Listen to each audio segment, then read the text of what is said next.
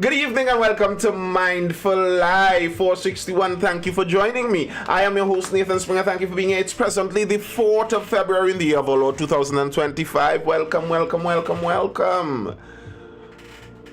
Abu Malik says just call MBS and ask him to come and run energy industry in Trinidad. Abu, that man isn't going to touch you with a 10-foot pole. They run what they run on monarchy. What I say goes. In fact, a US journalist could play up, and if he only come within our sphere, we dice him up like pineapple and package him and spread him across the world. Up till now, they can't find the man body parts.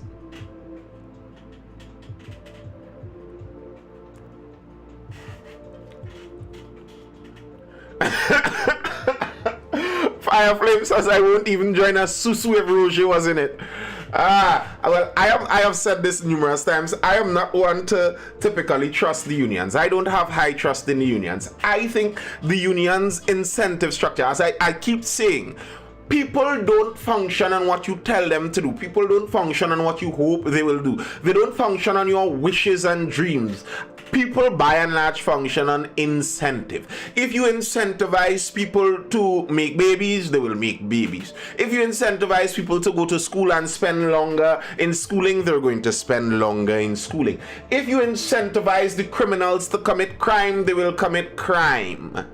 People work on incentive structure. And the incentives of unions, in my book, isn't a useful incentive much anymore. A union isn't incentivized to make a company run better, really and truly. That's not what they do. They aren't incentivized to maximize an individual's worth. They're looking for the group. Trinidad don't have unions, we have scammers, Abu Malik says. But Abu, to be fair, that might be said about unions all over the world. Bear in mind, unions go hand in hand with the mafia and mob all over the world, and it has been that way for at least a century. Unions been mobsters and mafia in down the place for a long time now. And don't dare think Trinidad is any different than that. So, like for example, to some extent, I believe a major part of the shutting down of Petrotrin had to do with getting around the union. Just like what's his name, Indian guy with the steel Metal. Just like Metal did several years before. I like to go back to that story, you know. The union went down, man. They went down to the industrial court. We demand a raise. You have to give me money. All right, we win in the industrial court. Metal called down to Trinidad the day after. Well, wrap up that whole thing. Wrap it up. Close up shop down there. And what? At least the mobsters always just get worker benefits. These here just fooling people for a bribe. Well, that's kind of in line with many mobsters too, eh? That's also in line with many mobsters, to be fair. Let's see what's in some of the news. Hey, a nice little, well, good ending story. Lightish story to start the evening here. I just saw this and, you know, it's a boy days kind of story that had a happy ending nonetheless. Boys rescued after boat drifts out to sea. Two cousins aged 10 and 12 who went on an adventure to catch conchs yesterday afternoon were stranded at sea after their pint-sized boat began drifting in the Gulf of Paria during high winds. The boys are students of the San Fernando Methodist School but did not attend yesterday. Realizing they were in danger, the boys, Kadim Branca, 10, and his cousin Christopher Bridgelal, dropped anchor and jumped overboard onto a rock about a mile from shore. I rate the youth men. The youth men handled themselves in emergency well. Listen, and I've seen some of these tiny pirogues. You all ever see the baby pirogues that some of these youth men be going in? Like the little children of fishermen that get a little tiny pirogue or something. Those are genuinely tiny pirogues. Bro, to be honest, a 12-foot pirogue feels like a man like me, you know, a big grown man. I'm not supposed to be going anywhere in deep waters, even 12-foot pirogue. I find, yes, you're right, it's a flat bottom boat. It's a flat bottom boat. I'm not a boat specialist. Excuse me if my nomenclature is off. But yes, those flat bottom little tiny things that those guys use. I find personally, once I'm leaving the shore, I want something all kind of 20 feet wide, 20 feet long at least, you know, at least a little 6 feet plus width. This is kind of little. They were out there in a little tiny boat, and the boat pick up a wind and start to drift into the Gulf. No, dinghy dead. That dinghy business, that not happening. That not happening. And you know, I could swim. I went to swimming classes. I learned to swim from a very young age. I could swim good. I could tread water really well. Throw me in a pool and I'll swim in the deepest pool whole day. I have never gotten the vice. You see the vice of going out in the deep in the ocean? I don't know. Maybe it has something to do with how my ancestors crossed those waters. They went through all that difficulty crossing those waters. Going out in the deep in the sea, I don't understand the pull. I don't know what the vibes is.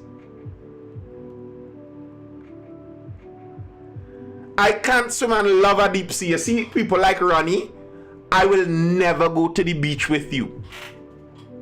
I do not want to go to the beach with you. I know the type. You only going to drink out the ocean. You can't swim. But anytime we're looking for you, you are tiny dot out there. I don't like that stress. I want to go to the beach to de-stress and relax. Justin says, I remember getting blown by the wind in my 10-foot dinghy. Had no influence even with a 3.5 horsepower engine. Yikes. That will feel so scary. No, bro. Listen, I feel I'd be more okay skydiving than being adrift out in the ocean. The ocean is just a very scary place. I don't know. Something about that blue water and the mysterious kind of look down in the deep. Something about it. Pyrolysis. What's that? You piqued my curiosity there.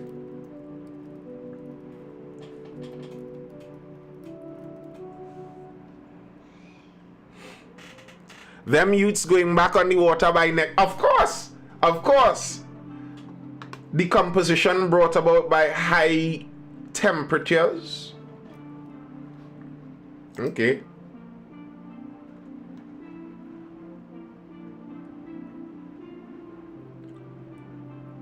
Okay, got you. Even with a bigger boat, it could get sketchy at times when the rain picks up and you're caught in. Yikes.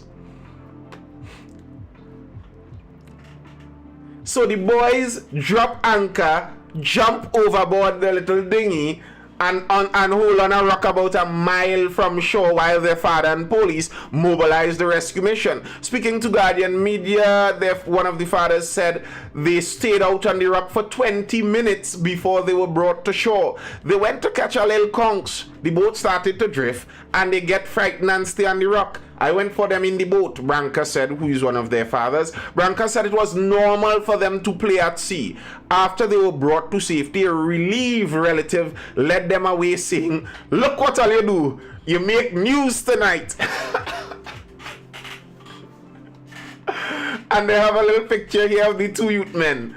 Listen, they look just like, whatever you think they look like, I think they look like that. Them little skinny stripling youth. They have the picture from the back and you're only seeing shoulder blades. If you're on YouTube, you would see it. You're only seeing shoulder blades.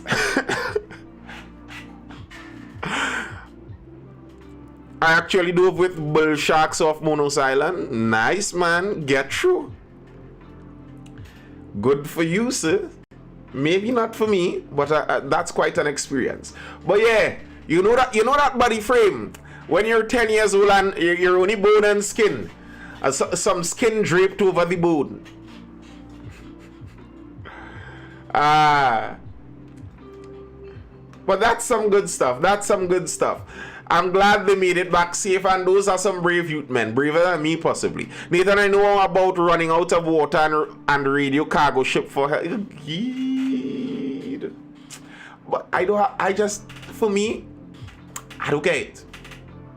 Not for me.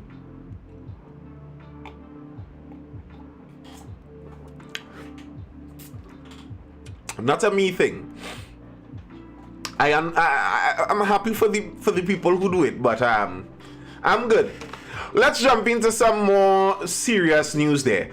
Erla still on suspension, no action by lawyers. A 2 p.m. February 4th deadline from attorneys for Commissioner of Police Erla Howard Christopher to rescind her suspension has only been met with an acknowledgement from the Police Service Commission.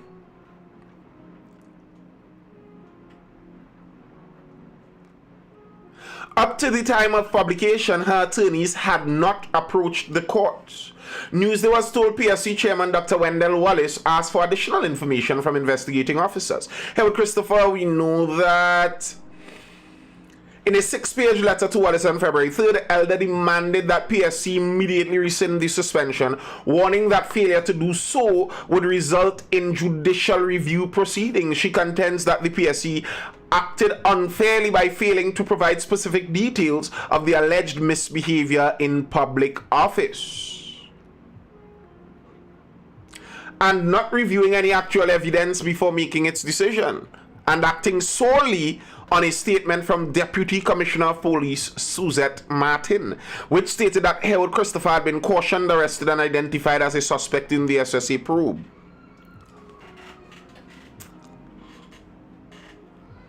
That what Abu says that was just a plot to fire Erla. Well, user says, wait now, I now realize that lawyer is not the quote-unquote gang leader. Lawyer too, yes, but she's a very popular and respected senior counsel, so she's actually a lawyer for many people. But yes.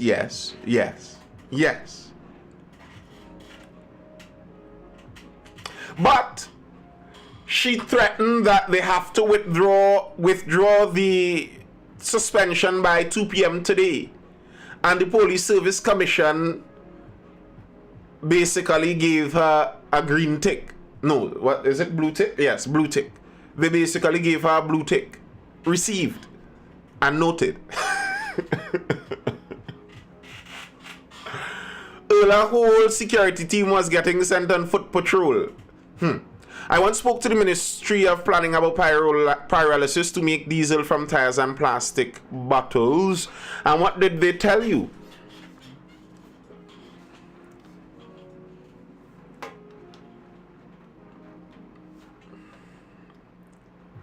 So it seems that the suspension is going through.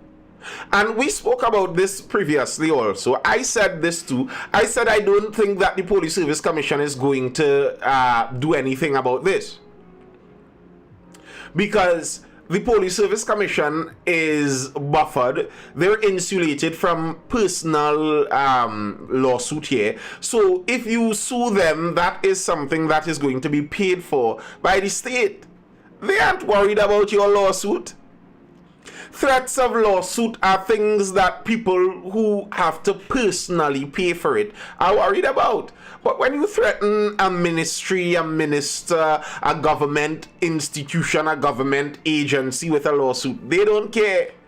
It's not their money anyway. That's why all of them always appeal straight to the Privy Council, because they don't care. See how dirty TTPS is? They're plotting against seniors, and that's the same one who in a vehicle. Hey. So you're saying is that person who plotting? That's what you're saying, Abu? I don't know that, But the person's name is being called a lot in the case, it is looking like, they are the point person on the case. But the way how, if it is true, as many people are suggesting, that it's a dog fight at the top of the police service there, and it's dog eat dog, and the last dog eat himself, and that's the kind of nature of the thing, then even in being the point person in the attack on the commissioner, the others could use that in a way to get you kicked out too.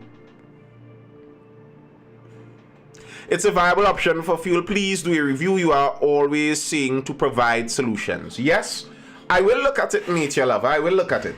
The thing is, though, very often with many of those things is the efficiency in the long run. I don't know. I'm just saying very often it's the efficiency in the long run that people worry about.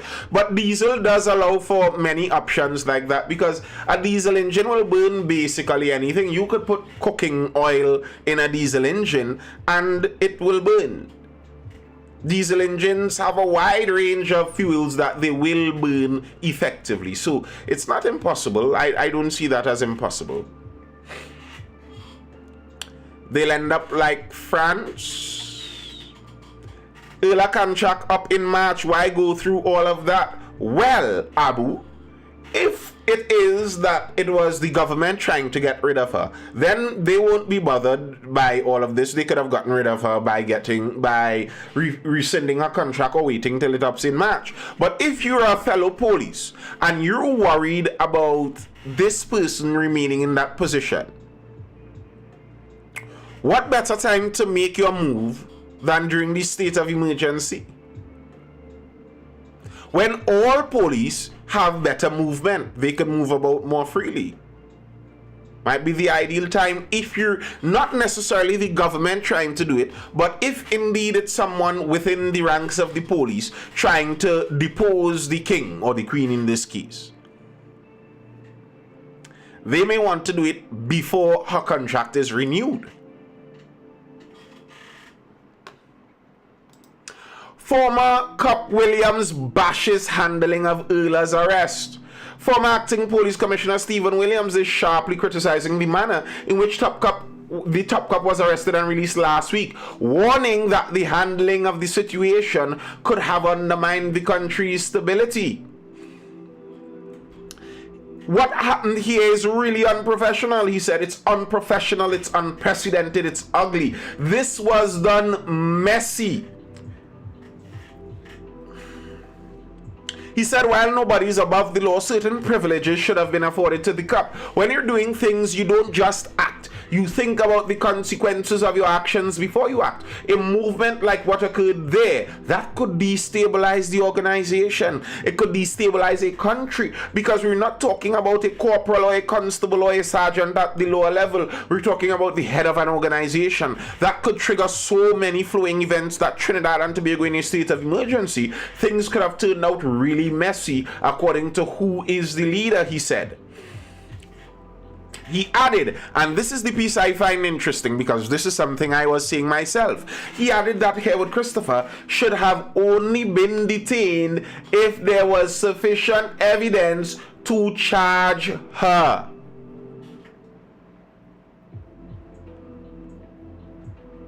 And a junior officer should never have been the one to interrogate her.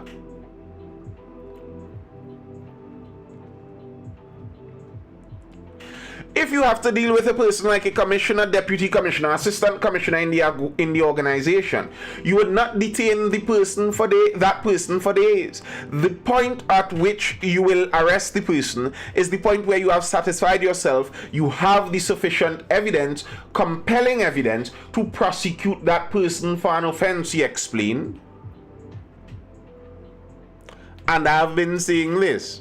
Like, why would you arrest her if you couldn't charge her? Like, what would be the point of that? Like, arrest without charge is a signal that if she was indeed a co-conspirator, now she could go and attempt to hide the tracks.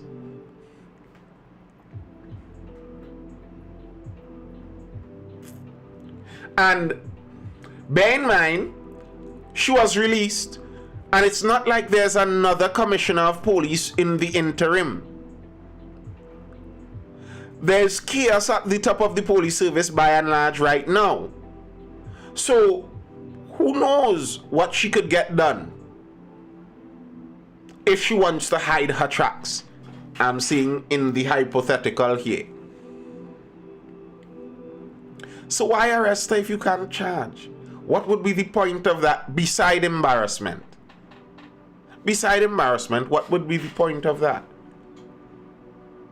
And can't you question people without arresting them? I believe the firearm dealer, one Hadid, I believe, made a point. He and his lawyer, Mr. Lala, you all remember that? They made a point to make it known that he was not under arrest. He was just merely answering questions. He was helping them by answering questions. So why couldn't they do the same with Lala? Ask her all the questions you want. Otis says when women disagree with each other, you see the angle you hit in Otis?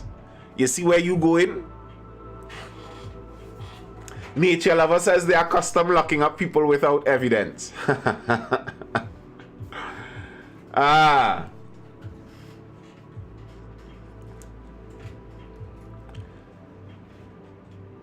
Hines defends the government's response in response to critics who have raised concern over the silence from national security. He says that Prime Minister Rowley had clearly articulated his position. He emphasized that his ministry's position aligns with what Rowley had said during the opening. He, speaking authoritatively and truthfully and wisely as Prime Minister, spoke so comprehensively. I consider it sufficiently reflective of his government's position, and his position is these matters are matters for the police, the DPP, and any questions in relation to details around them should be directed to those two, Hines said. However, political analyst Winford James criticized the government's response, suggesting they were neglecting their responsibility to the nation.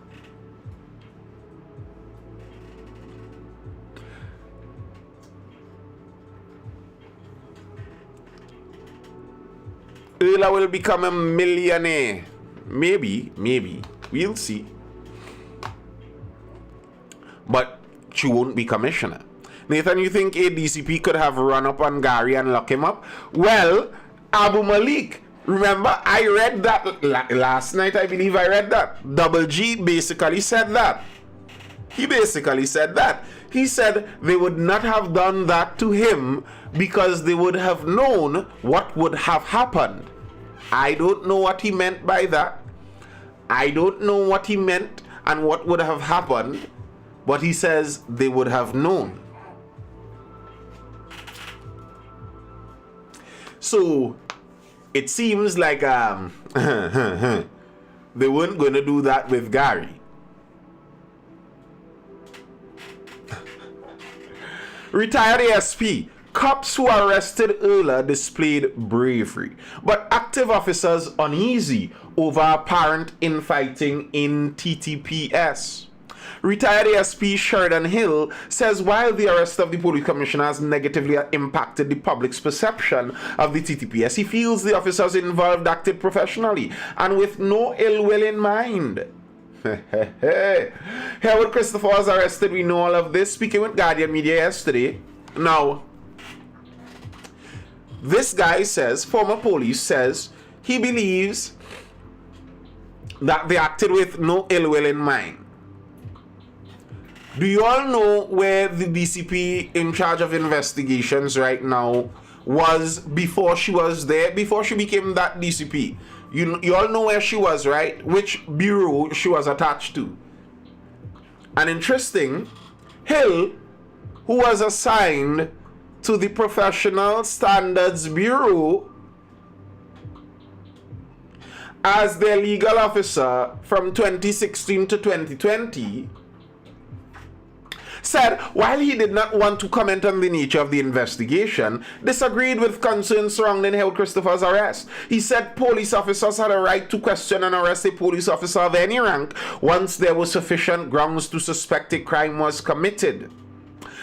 The head investigator in the case is Suzette Martin, who was previously assigned to the Professional Standards Bureau. Okay. Hill commended the officers involved in the arrest, as he felt they demonstrated courage and integrity for fulfilling their duties, even with a senior officer involved.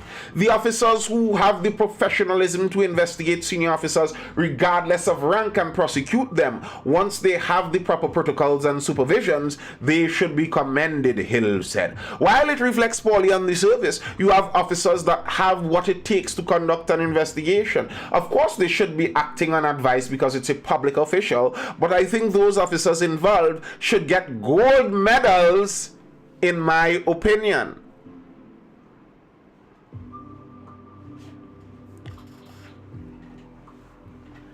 Nature Lover says it's we own people that does fight down one another. See the ethnicity of those involved. Listen, that's a truth for everybody, you know. It's a truth for everybody. Like, you're saying that about, I suppose, Afro people on the Indo side, the caste system of India. Those are all Indians in the caste system, you know. The highest caste to the lowest caste are all Indians. Yet they are treated differently too. So it's a reality about humans. It's not that mistreatment only happens outside of your in-group. Mistreatment is a human fault. A whole papi show the next doofer's gone to preach with a vest on. Oh God. Hey. Leave the pastor alone, eh? It have the doubles mafia right here. That was totally a distasteful piece of policing. I just don't get it. I really don't get it. However, even as questions linger over Held Christopher's fate, police officers in several investigative and operational units said they are far from comforted about the latest developments and what it means for officers. Speaking with Guardian Media yesterday, one officer assigned to the fraud squad said colleagues in his unit have been monitoring the latest developments since they unfolded last week and described morale as being low, particularly among junior officers from the rank of constable to sergeant. A lot of people see it as political character assassination, the officer said. And the reality is this. I am sure within the ranks of the police service, they have a lot more information about what is happening behind the scenes than we do. I am sure within the ranks of the police service, they would know a lot more details of who doesn't like who, of who is an ally of who, of which group and which group is in a clique. So, the concern over this would be even more acute among officers who would know much more of the details. And if knowing the details of who like and who don't like and who trying and who deposing and who doing a coup, you know that, but yet you still have no idea what your commissioner was really charged for, what kind of position do you find yourself in? Many officers are questioning the basis on which she was arrested and what this means for them. There are also a lot of doubts about the motive of the arrest and the officers involved in the arrest. There are officers who are involved in this who feel like they are a law unto themselves. And this is what I was saying. You read this line and it's clear that this officer who is speaking here is speaking about someone in specific that they know. This officer said there are officers who are involved in this, the arrest of the commissioner, who feel like they are a law unto themselves. Which officers are those? Pray tell.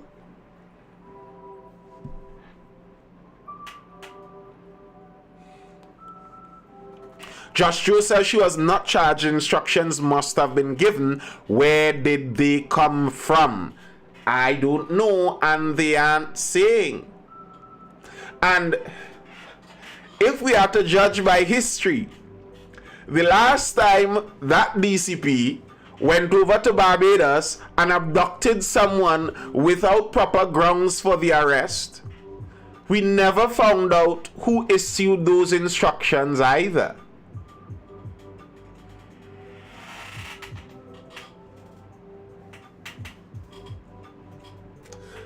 We have got to keep our memory working. Don't lose your memory. History is very important. That DCP, at a lower rank than she is right now, went over to Barbados and was the point person of what a Trinidadian judge classified as an abduction. No one knows who gave the instructions, who signed the documents, anything of the like. Osmano says clearly someone that does not know the law very well. Are you sure, Osmanos? Is it someone who doesn't know the law? If my intention was to get the commissioner removed, isn't she removed?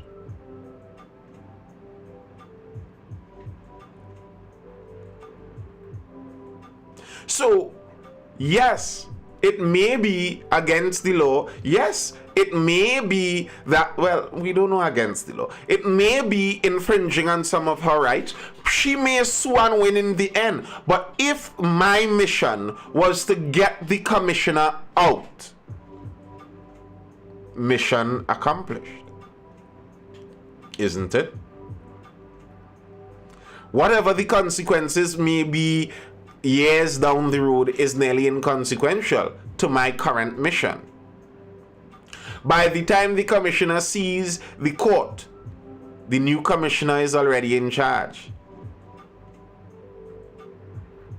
Questions must be asked, have they been undermining the commissioner all this time? Well, if this is an if, hypothetical, dependent on the if it is that this was a plan executed to depose the commissioner from her position, to get her position, then it seems to me that whoever would have been the executor of this plan would have never had the commissioner's best interest at heart. They would have always been gunning for the commissioner's job. And if so, how could we expect to have an effective running police service if those at the top are sabotaging each other to get each other's position? How we expect to get a good police service?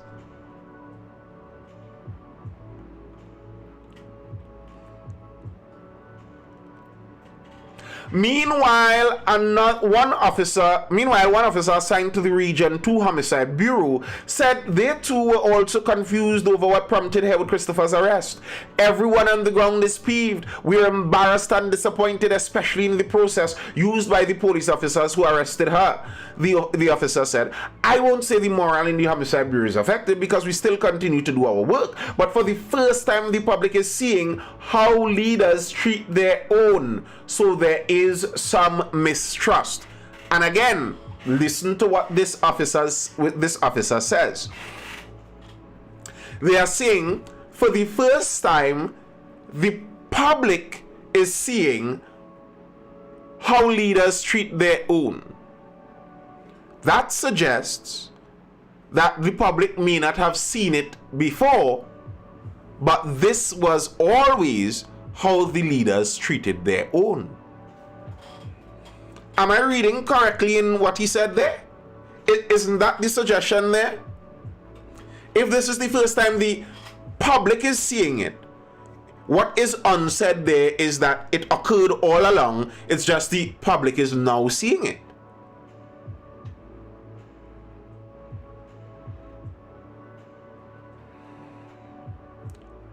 Another officer assigned to the Northern Division Task Force said the problems were particularly concerning for him, as it showed how small the margin of error could be for the police. The officer who has also faced disciplinary action in the past, is this Alexander?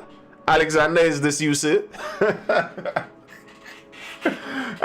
Who has also faced disciplinary action in the past, said while officers were held to higher standards of accountability given the powers they possessed, there should be sufficient mechanisms in place to ensure there was adequate grounds to hold officers to account for legitimate reasons instead of spite and workplace infighting. A lot of police at the level of constable to inspector are familiar with the term bad work and how junior officers can be punished directly or indirectly for their actions, the officer said. I've never seen this kind of uncertainty and unease in the police service, and many officers in crime suppression units will have second thoughts about taking action as forcefully as need be. Davies says, I ask the question again. Why is this fiasco taking place in the middle of a state of emergency? I think because it was the most suitable time to move. If you are a police officer, especially a high-ranking police officer, this is the point where you have the most power.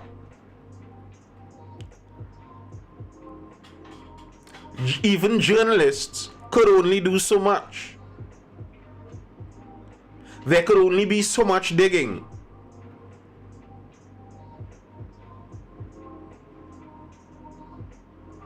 Even officers themselves at lower ranks have to kind of watch their scotch because it's a dangerous place and it's a state of emergency. Some criminal could happen to shoot you and kill you as an officer just for what you may have seen or wanted to talk about. Not only over the civilians, over even each other too. They have greater power, so the greater power is all around.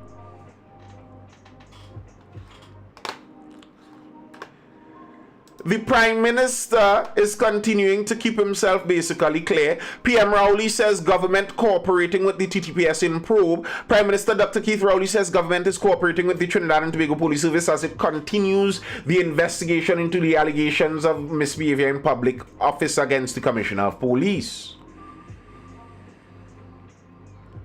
He also reminded that the Parliament would convene tomorrow to debate the appointment of an interim Commissioner of Police and acting DCP. The Commission, Police Service Commission, has advised the President that a suspension has been effected, requiring Parliament to intervene to establish acting arrangements. It has been made public that the Parliament will meet on Wednesday to carry out its duties, Rowley said. Rowley also rubbished suggestions by political scientist Dr. Bishnu Raghunath that the public may be skeptical about the Prime Minister's lack of involvement in the Police Service Commission's response to the matter. Dr. Raghunath referenced the 2021 merit list controversy in which Rowley was accused of intervening at the President's house to block the list that had then incumbent Commissioner Gary Griffith at the top. Taking umbrage at Raghunath's comment, Rowley yesterday responded, I have said very clearly since Friday evening that I know no more about this matter than what was in the media at that time. I went further to say that this is a matter of police investigation, and if there's an allegation that a crime might have been committed, then it will fall squarely to the independent office of the Director of Public Prosecutions to advise and guide the police, ensuring that the law takes its course. I also mentioned that the authority for monitoring and acting on the disciplinary matter involving the Commissioner of Police and DCPs is the Police Service Commission. The thing is, I don't believe Dr. Rowley here.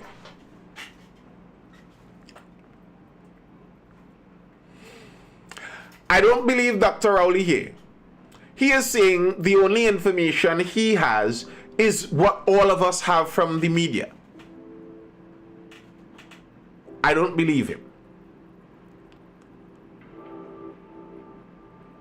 I don't believe him at all. Dr. Rowlers, Doc, weren't you the one that shut down the SSC and quickly fired their former director and replaced him, saying that you got information about this that was so heinous? Doc, aren't you the head of the National Security Council, Doc? You know nothing about this?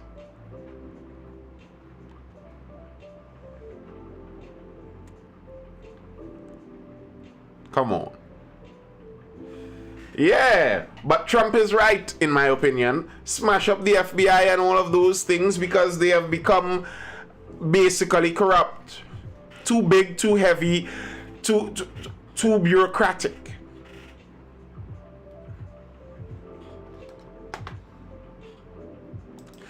Dogfight among senior officers. Weatherhead laments role of politicians. Industrial relations consultant and former head of the Public Services Association, Clyde Weatherhead, says nearly 20 years ago he warned about the dangers in giving politicians power to choose the nation's Commissioner of Police and Deputy Commissioner of Police.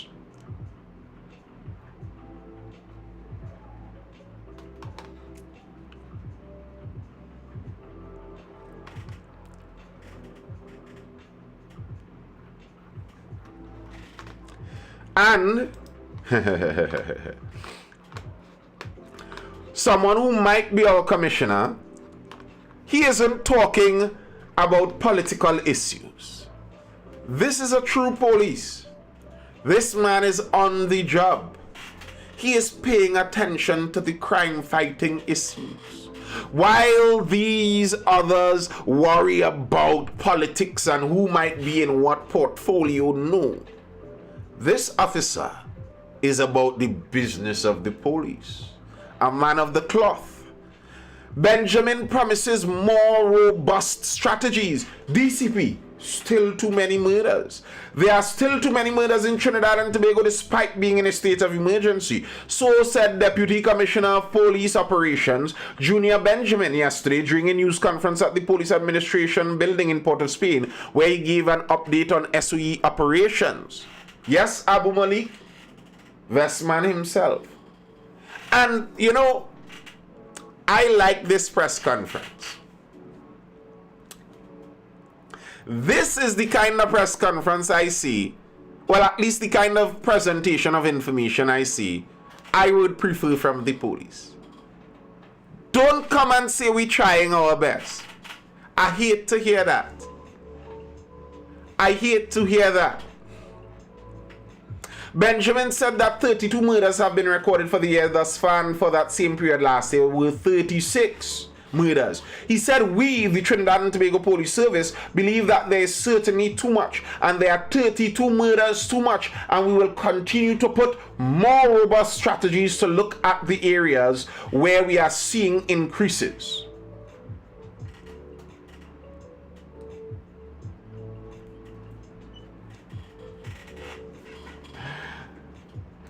I like that talk. The talk is better. Do not, and that's the kind we were getting. We trying our best. We best. We were getting that from the last commissioner too often. And if people are falling like flies, obviously this can't be your best. Otherwise, we dead. We all dead. We have seen, at least in several of our station districts, there's a decrease in terms of the murders. And those where we've seen slight increases, we are putting more robust strategies there so that we could deal with those situations. When we continue to look at these statistics, he said, after listing a lot of statistics where the declines were and the increases were, it tells us that the hard work of the officers continues to pay off, Benjamin said. He added, all in all, we continue to be very optimistic as we go into the month of February, and we continue to ask the citizens to support the TTPS. We have a very special campaign, which means we see you, and we want you to know that at any time in front of any police station, on the roadways, you will see the police, and we are there to protect and to serve you. Yes, Abu Malik, it does. It does. Because he is saying a lot of the right things here. I think what he is saying here is they have a new campaign. I don't know if it was initialized by him.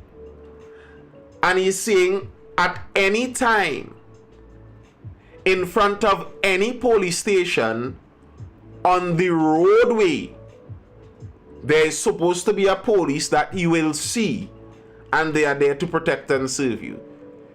If this is true, get him on the walk.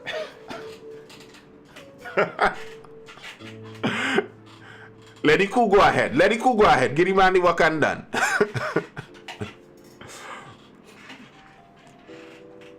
So, is it that they are now going to insist that sentries return outside all police stations? Because that sounds like a good idea to me. Sounds like a good starting point. And you know, interestingly enough, in all these he stated, you know how all along they kept telling us this aggravating bit of news about how many tickets they gave and how many traffic stops they made? He didn't give any ticket information.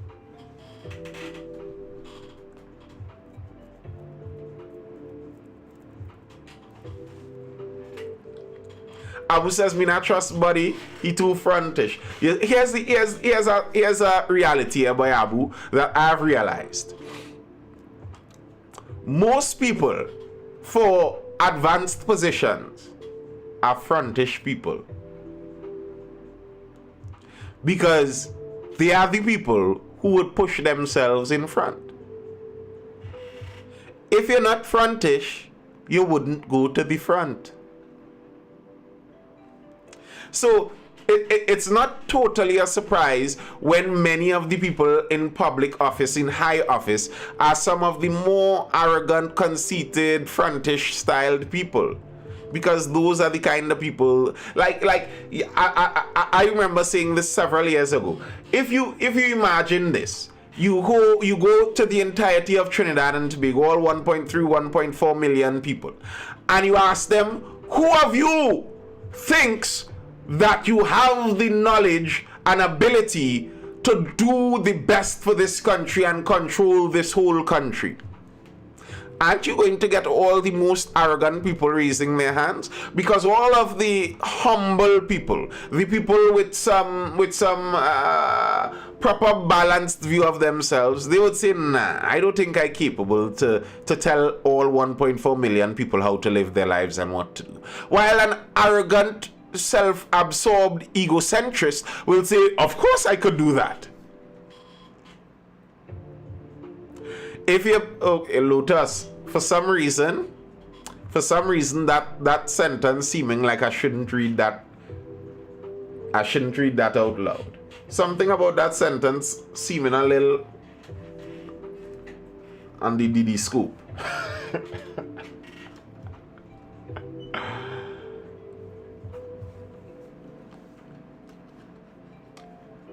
DCP Benjamin.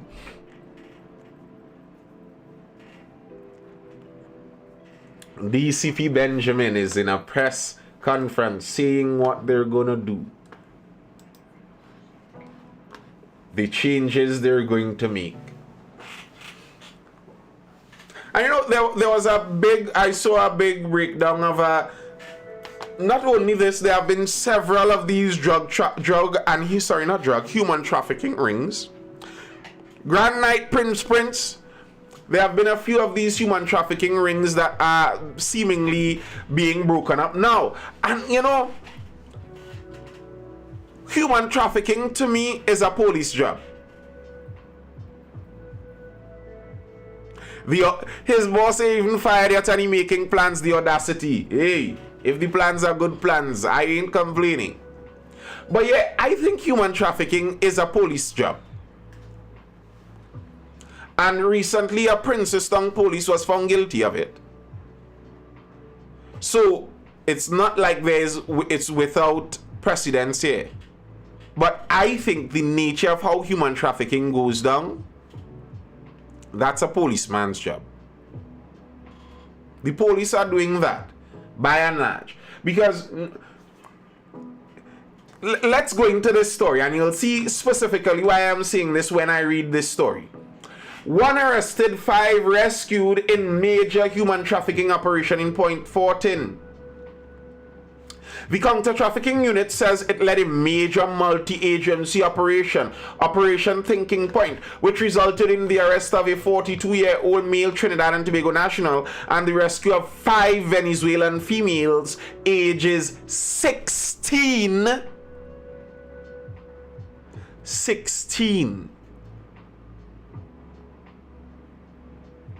to 26. In a statement, the CTU said the operation was conducted at the corner of Warden Road and Balkaran Street, Point Fortin, following 7 months of in-depth investigations. 7 months of investigations to do this, eh? But here's something that's very interesting. The suspect is currently in police custody and will be interviewed in Operation 2-3 child trafficking investigations. It said today's operation builds on previous, listen to this, previous CTU and TTPS operation in May 2024 at the same location where 10 females, including 6 minors, were rescued.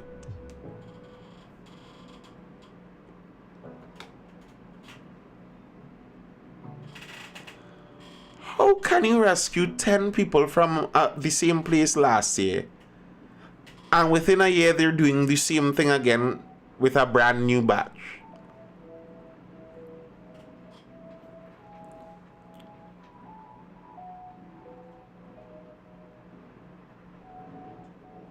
That doesn't make sense. How does that function so? How? I ask as I pretend I don't know. Because that's not the only known location in Trinidad. There are multiple widely known locations that are human trafficking hotspots, that remain human trafficking hotspots. I remember several years ago, someone told me that what really happens is the police comes in and raids and clears out a group when they're ready to bring in a new batch. So it's not that the police are working against them. The police are working to clear out the old batch, you know. You don't have to pay them off and they could just get deported quickly. That's an allegation I heard some people say. And it could make you wonder. If you cleaned out 10 last year and they say you come back, the same location has 6, something isn't adding up. That's not adding up to me. How does that work like that?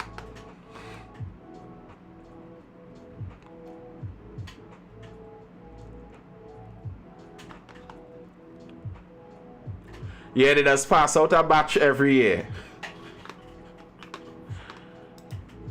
I don't understand. How does that work like that? How do you figure?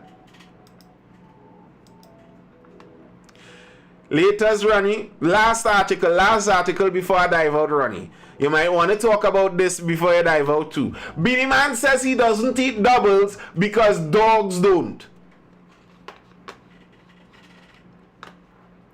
Beanie is looking for war, apparently. King of the dancehall Beanie Man, Moses Davis, says that while doubles is nice, he does not eat it because stray dogs do not eat it.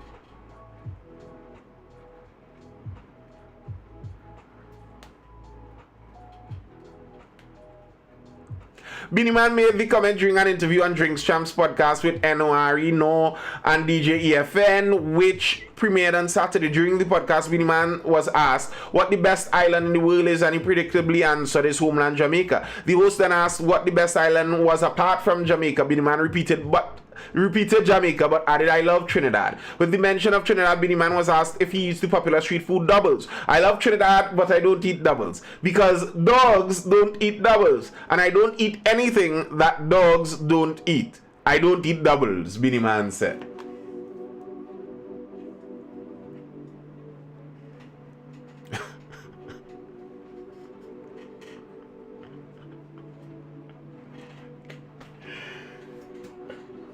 I mean, there are many things dogs don't eat.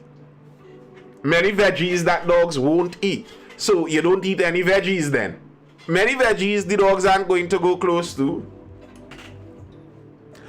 And also I'm 100% certain I've seen dogs eat doubles. Exactly, Mikael.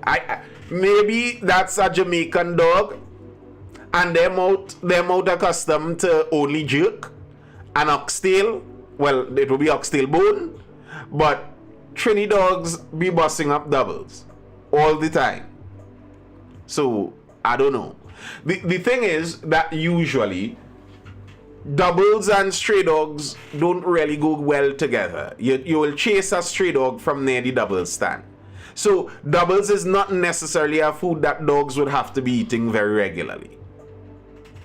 Beanie attention seeking weeks now.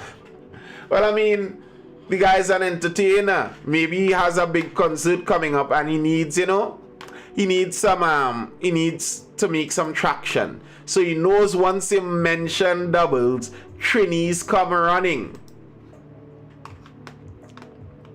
Doubles is good food though. Can't fight the doubles. And sometimes even as the price for doubles rises, it's still pretty, you check it and it's still pretty good on the pocket. $6 doubles and a full belly for somebody who isn't overdoing it. What, 5 doubles is about max? 5 6s, $30 and your belly full. Take a $5 solo and you cap it off. The gas chuck you go nowhere. $36. I take you for Jumbo, yes, I don't know who that is, so that doesn't matter. You're looking for beef with cartel and get ignored. I sure you pay to be on Drink Champs. 3 and I'm out, Mikael says, hey, I notice my doubles limit decreasing as I get older. Eh? There was once upon a time, I could have bat all kind of 10.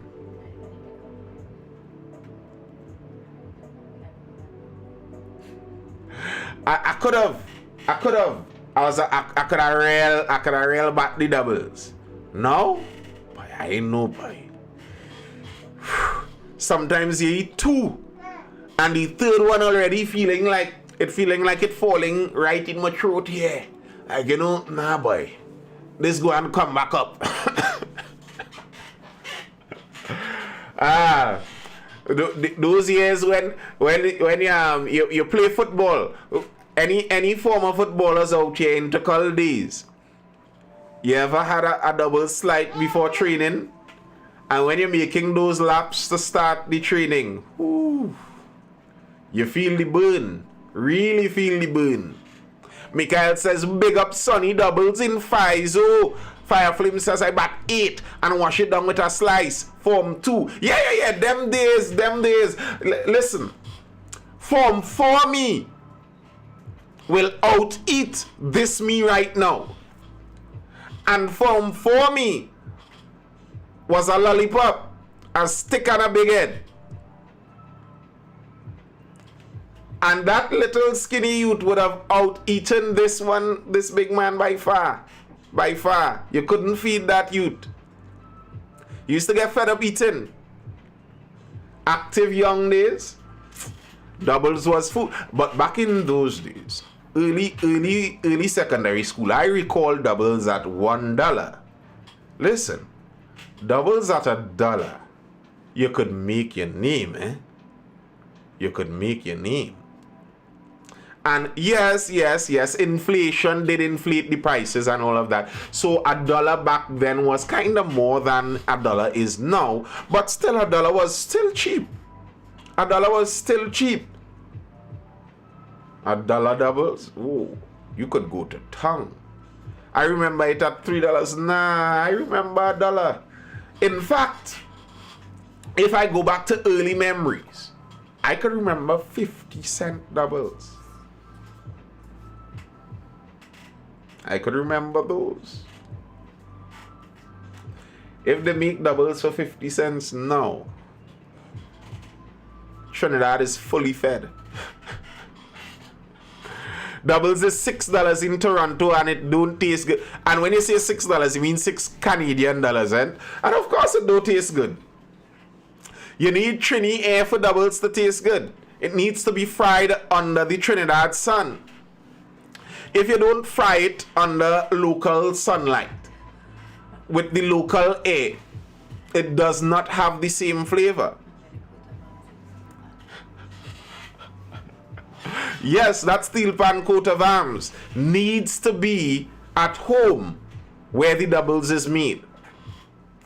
You know, I feel what would make it taste better is if you import it. You have to import the barra. If you're selling doubles in Canada or New York or something, import Trini barra and then it would taste good. Jay McKing says, I used to get doubles for $2 in Cuba in 2013 as a school child.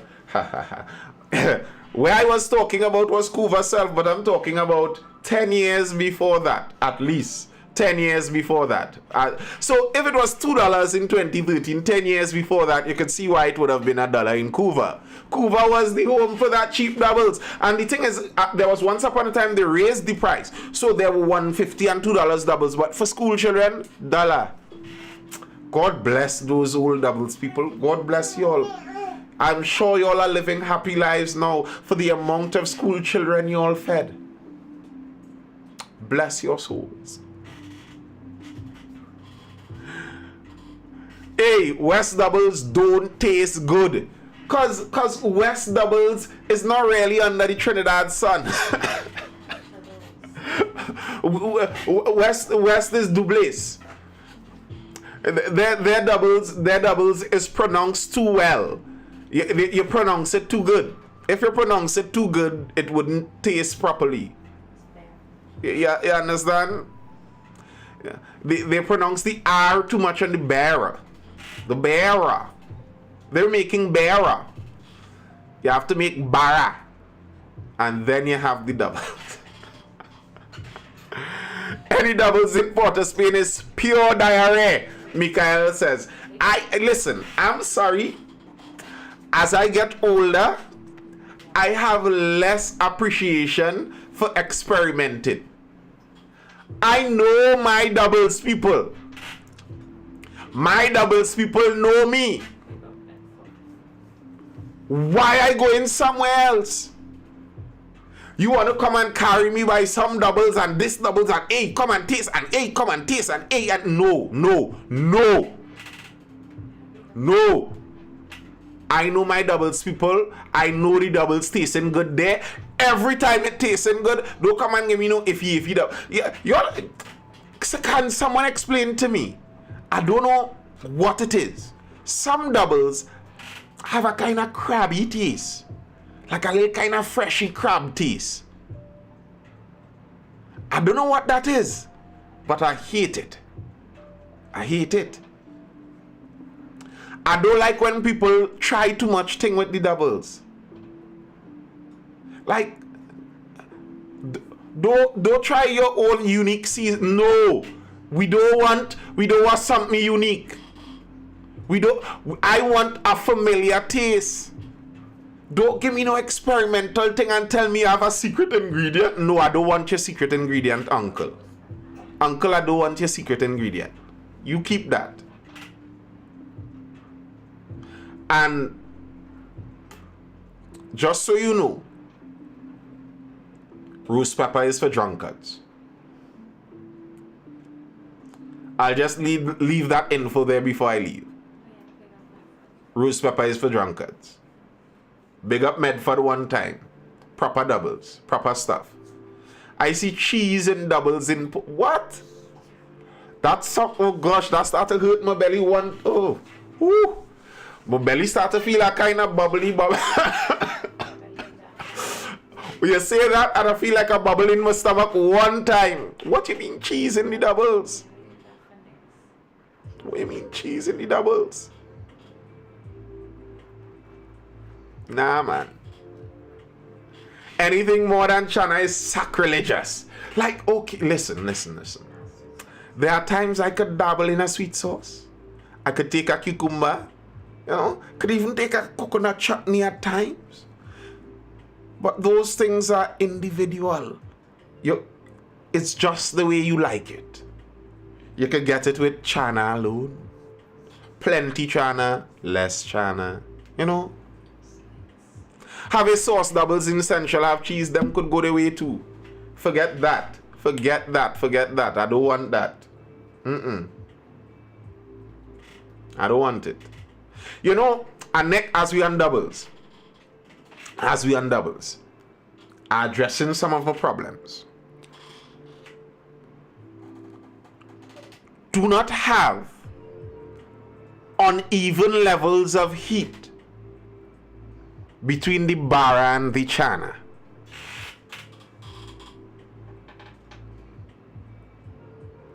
You see, if the bara hot, don't give me cold chana.